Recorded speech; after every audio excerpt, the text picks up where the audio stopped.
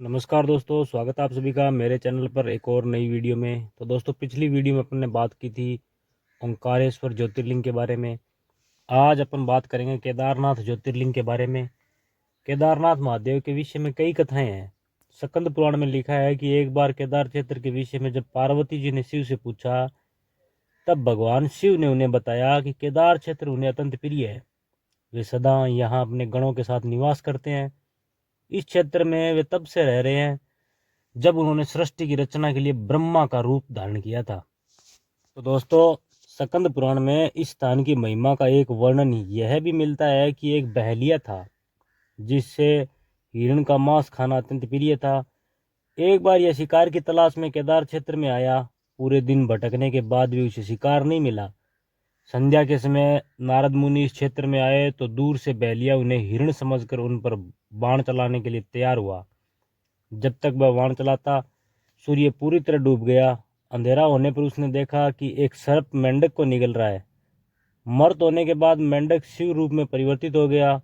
इस प्रकार बहेलिया ने देखा कि एक हिरण को सिंह मार रहा है। मर्त हिरण शिव गुणों के साथ शिवलोक जा रहा है। इस अद्भुत दृश्य को देखकर बहेलिया हैरान था।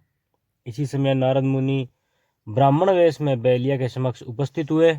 तो दोस्तों, बहेलिया ने नारद मुनि से इन अद्भुत दृश्यों के विषय में पूछा तो नारद मुनि ने उसे समझाया कि यह अत्यंत पवित्र क्षेत्र है। इस स्थान पर मर्त होने पर पशु पक्षियों को भी मुक्ति मिल जाती है। इसके बाद बहेलिया को अपने पापों के कर्मों का स्मरण हो गया कि किस प्रकार से उसने पशु पक्षियों की हत्या की। बहेलिया ने नारद मुनि से अपनी मुक्ति का उपाय पूछा। नारद मुनि ने शिव का ज्ञान प्राप्त करके बहेलिया केदार क्षेत्र में रहकर शिव उपासना में लीन हो गया। मृत्यु पश्चात उसे शिवलोक में स्थान प्राप्त हुआ। केदारनाथ ज्योतिर्लिंग की कथा के विषय में शिव पुराण में वर्णित है कि नर और नारायण नाम के दो भाइयों ने भगवान शिव की पार्थिव मूर्ति बनाकर उनकी पूजा एवं ध्यान में लगे रहते। इन दोनों भाइयों की भक्तिपूर्ण तपस्या से प्रसन्न होकर भगवान शिव इनके समक्ष प्रकट हुए। भगवान शिव ने इनसे वरदान मांगने के लिए कहा तो जन कल्याण की भावना से इन्होंने शिव से वरदान मांगा कि वह इस क्षेत्र में जल कल्याण हेतु सदा वर्तमान रहे।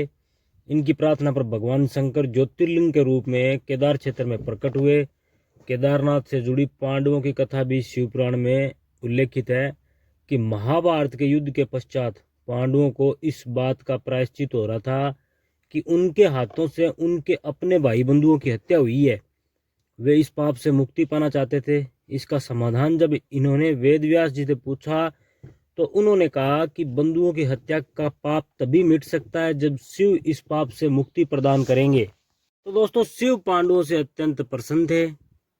अतः पांडव जब विश्वनाथ के दर्शन के लिए काशी पहुंचे तब वे वहां शंकर प्रत्यक्ष प्रकट नहीं हुए।